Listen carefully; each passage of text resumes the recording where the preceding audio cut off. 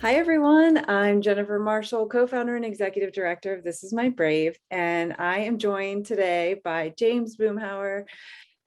James, so good to see you for this episode of Brave Beyond the Stage. Likewise, thank you so much for having me. Yeah, I'm glad you could take time out because I know how busy you are. So what's like the latest in your life? And then we'll kind of go backwards and talk about how you got involved with this. Absolutely.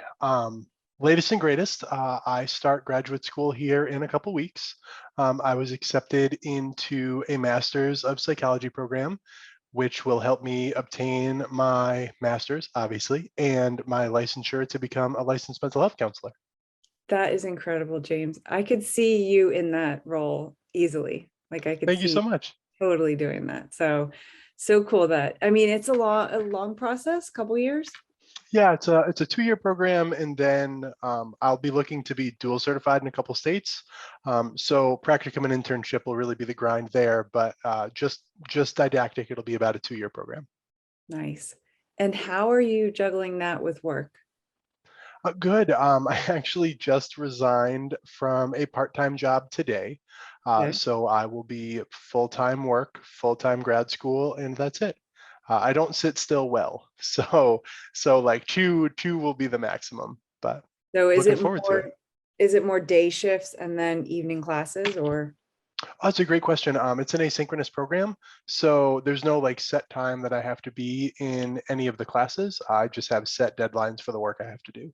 So I'll be Nice. able to keep a reasonably consistent work schedule and do grad school on the off days. Oh, that's great. So I'm so proud of you. It's Thank awesome. you. Thank you so much. So let's go back and kind of fill in those people who may not have seen your piece yet, a little bit about how you got drawn into This Is My Brave. Will you take me back to learning about the show in Boston and how you came to apply? Yeah, absolutely. Man, it feels like it was like a decade ago, and it was only a couple of years ago. I met a original This Is My Brave attendee who is a big advocate for individuals suffering from addiction and relapse and telling their story. We were both civil servants at the time, and he'd heard me speak at a medical convention and said, "You have to speak at This Is My Brave." So he hooked me up with a couple of the individuals that were running the Boston show, which is where I'm from. And I interviewed for the show in this tiny little room somewhere in like Boston proper. Talked with you and Casey and the rest of the team for God, it felt like hours, to be honest with you. It felt so long, in the best way. I certainly don't mean that in a negative way. And was lucky enough to get chosen to be on the cast and went forward from there. That's awesome. How about sitting down to think about how you were going to write your piece? What did that feel like, that process? It's so funny you said that. Casey, the director of This Is My Brave Boston, and two other speakers. And I met up probably 3 weeks ago now for a 5K that one of the other foundations were running. And we talked about that moment of what on earth do I want to say? And then how on earth do I say it? um, you guys were so gracious in making sure that I went first to give me as much of an incentive to give like a knockout performance as possible. Um, and man, it was a lot of stream of consciousness and a lot of reviews and edits, and really starting for me personally, starting at what I want the take home to be, and then formulating and crafting my story and my lived experience in a way that would draw the audience in to remember not only my story but my take home. Mm-hmm. And it's powerful. So I hope everybody um, takes a peek. We're going to put the link to your piece in the notes below. Awesome. Um, what kind of response did you get after that? Because you talked about helpers don't always ask for help, but they can need help. They should be okay to reach out. Um, Remind me the exact title of your piece. I'm sorry, I can't remember it word for Oh, word. that's okay. The title of my piece was The Helpers. Helpers. And the takeaway was helpers can need help and it's okay to not be okay. Mhm. And how scary relevant was that in 2018? That was like a really novel idea. Yeah. And then a global pandemic shows up and everyone is under so much stress. But then we take our healthcare workers and we really throw them in the pressure cooker, and it was well received in 2018. And there were a number of either healthcare workers that were in the audience or family of healthcare workers and civil servants that were in the audience, that really spoke volumes to me, and that was touching and that was fantastic. But the number of individuals that came to me years later and said, I just heard your talk, or I heard Brave TV, or I heard one of these fireside chats, and I really want to talk to you and I want to know how I can help my team, my colleagues, myself, was just absolutely tremendous. No, that's awesome. It's like, yeah, you think we have to just put up this front, like, Mhm. to be so brave and to be so strong, but there's such a breaking point, and so Mhm. that prevention mindset is so important. What would you say as someone who will give the audience who doesn't know a little bit of history of your um service experience, like your experience as a helper?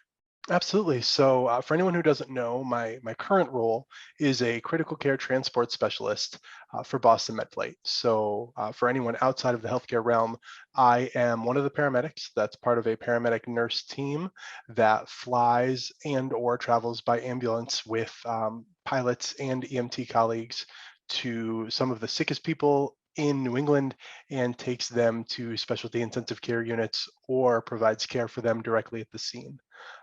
That is an amalgamation of about a decade, probably, if I did the math right, time as a 911 paramedic, first responder, worked as a fire EMS professional for a number of years. So I tell everybody that if there was a role you could play as a paramedic or an EMT, I've probably played it in my career.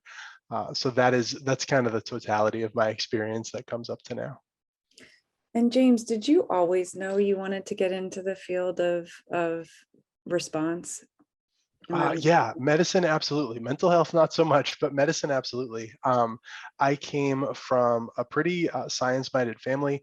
I came from a civil servant family, and it was just kind of always that idea of like service above self was always kind of ingrained in my body.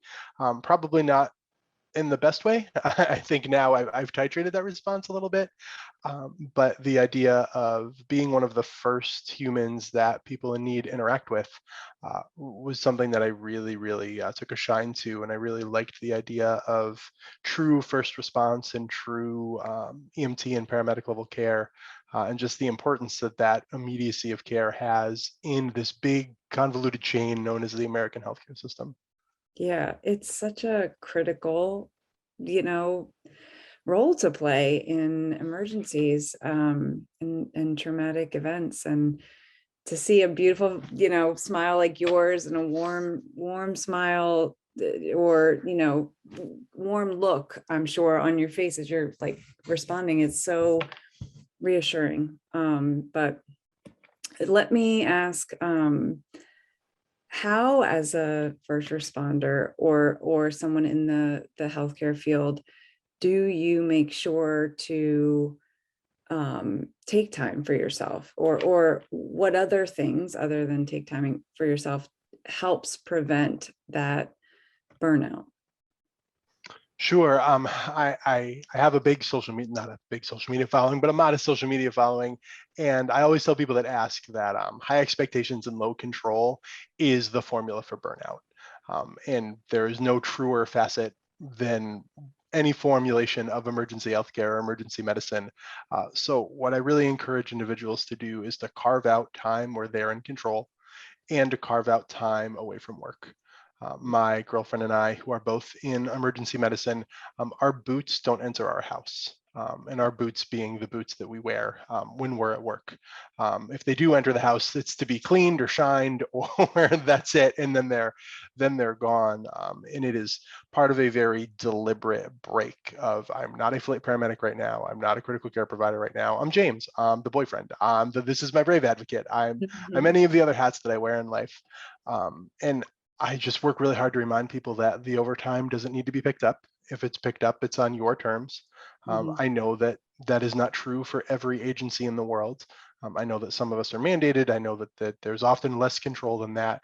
But when you do get that time away, make sure that you start by resting, hydrating, and feeding yourself in Yeah. whatever order works right for you, and then regain control of what you can, and then prepare yourself to go back in. Knowing that there's a finish line is always really important. We talk to marathon runners, we talk to Navy SEALs, we talk to all of these people that go through mind-boggling stress and physical and emotional abuse, and they make very small, attainable goals, right? I do not think when I go to work that I'm going to be done in 12 hours. I think this call is going to be done and then I'll get a glass of water. Or after I do this, I'll be able to take 5 minutes. And you can distill it into smaller chunks of your day so that you can have some control. And then please, please, please, please, please, when you're off duty, be off duty. And I'm telling myself as I look into the camera as well, because it's an easy rule to say and not always an easy rule to follow. But you don't have to check your work email.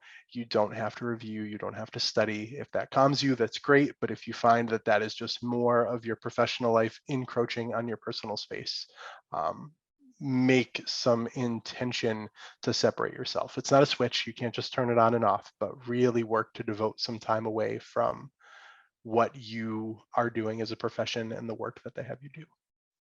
It's such great advice. And I think that that's so true for all of us, even those who aren't in emergency medicine and healthcare, that with the pandemic, there's been this home work, Yeah. integration, and it hmm is hard to separate. And when you make it a practice, though, it does become easier, I think. So again, myself saying it like you did into the camera, Yeah. make it Yeah. practice. And I think that's an important thing to remember. I hope I didn't cut you off, Jen. I apologize, No. but I see counseling. I go to a counselor, however you want to phrase that, and we practice a lot of mindfulness. And the Mhm. importance of mindfulness is remembering that you can't put mindfulness on such a pedestal that it's just another thing you're not doing well, right? And reminding people that it's a practice. And I'm a big, big sports fan. I tell myself there's 4 quarters in a day. If I was late for the Zoom call, if Jen got me on camera being silly, whatever that may be, right? Like that is a fumble in the second quarter. It doesn't ruin my day. It's not the totality of the day.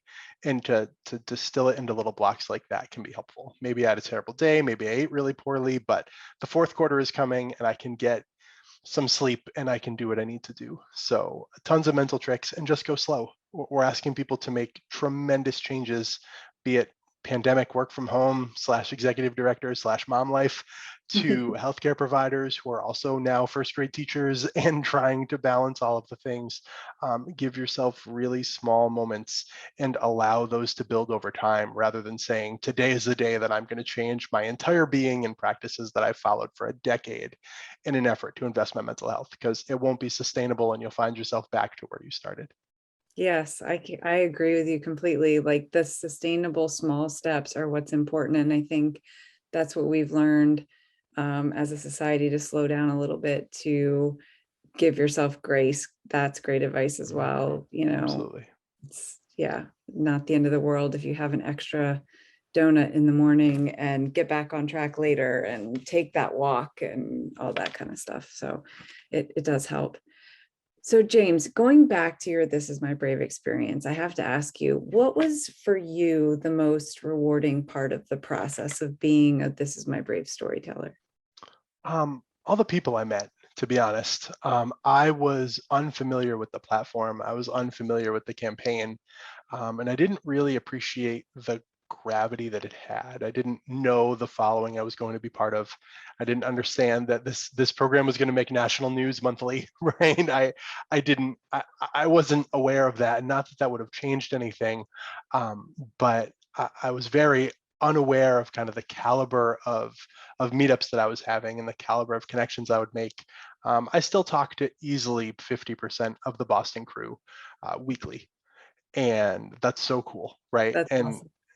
I mean, even Steve Kovalkovich, the gentleman that put me on, he did that because he cared about the organization and he cared about, getting the right stories on there. And I think that was hands down the biggest takeaway. The talk was awesome. The venue was great. The people that I met outside of the presentation was awesome, but the cast itself was wonderful. And I'm so thankful that I met them. I'm so glad to hear that. And I hear it from so many Brave alums that their cast became this little family. And then you have the wider, this is my Brave alumni community that you can connect with and you get to meet at different other events. So I love hearing that. And it's truly a family. So how did maybe telling your story like that, was that the first time you told it in front of a live audience?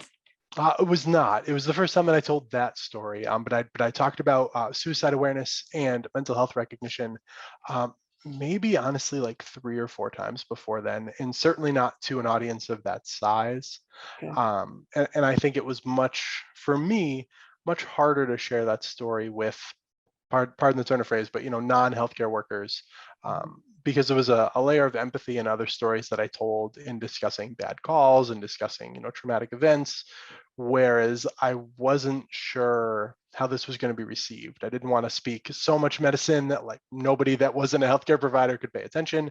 I also didn't want to bore anyone or do anything like that. So it was the first time of speaking out of that realm, and I can't properly articulate how important and helpful that was, because I've now done a number of events where I'm talking about healthcare providers to non-healthcare providers, and I think that is just as important. Yes, for sure. So leading up to, the change you're in now, going back to school, like what led to that? How did you ultimately make that decision? It was probably shortly after This Is My Brave that I knew that I really wanted to be more involved in the mental health space.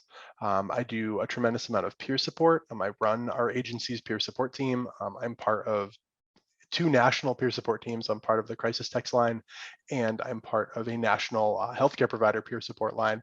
I'm also a member of my state critical incident team, and I was really infatuated with the education and the knowledge base, and really felt that I could be helpful. And mental health professionals throughout the space made it really clear to me that it was important that more men were involved. It made it clear to me that there needed to be a bigger involvement from what we call culturally competent clinicians that understand the profession and understand the space.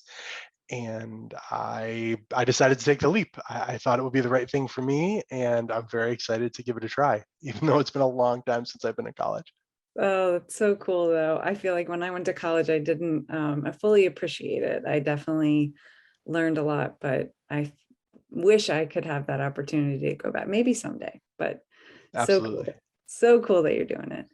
So James, I guess my kind of final wrap up question for you is like, where do you see This Is My Brave? Like, how would you recommend This Is My Brave to someone? Oh, look. As we work from home, hello everyone. Oh, Say hi, Zoe. She's been driving me crazy the whole call. She's so only cute. wanted to be on my lap.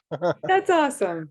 Mine are downstairs, or else I'd introduce mine. It was the only thing I didn't do as we were running to be on time was close the office door. So I That's apologize. okay. Hey, this is the pandemic life. Um, but going back to, I was not doing well at wording my question, but what would you say to someone who is interested in telling their story via This Is My Brave? Like, how would you encourage them? Oh, do it. Do not pass go. To not collect $200, just do it. Um, Storytelling is so important. And I do always preface that, especially in my world, in a profession that is slowly but surely evolving to understand and appreciate mental health. when for decades it did not. That it's important to tell your story in a safe place, right? I certainly don't want people in my profession and people that are feel unsafe or uncomfortable doing so to tell their story like at the grocery store, right? Or in a place that is not necessarily cohesive to a warm reception. And This Is My Brave is the perfect marriage of the right visibility, right? You're not just saying it to yourself or 2 followers that you have on YouTube, but you're saying it in a safe place, and you're saying it in a place with a bunch of people that are tremendously empathetic, and that is so powerful. I did not expect to cry when I told my story. And I mean that a little bit as a guy, and I mean that a lot of it as a healthcare provider, right? Like we all come with stereotypes, and we all come with egos, and just the embrace I had from a couple of my 2018 cast members, like immediately off stage, was so tremendous. We knew that was going to hurt. We knew that was, dangerous and vulnerable, and you did it, and we're here for you. So that's my advice. Always share your story if you feel comfortable sharing it. But if you want to share it at a place where you know that it will be well taken care of and empathized with those you're sharing it with, This Is My Brave is the place to go. Awesome.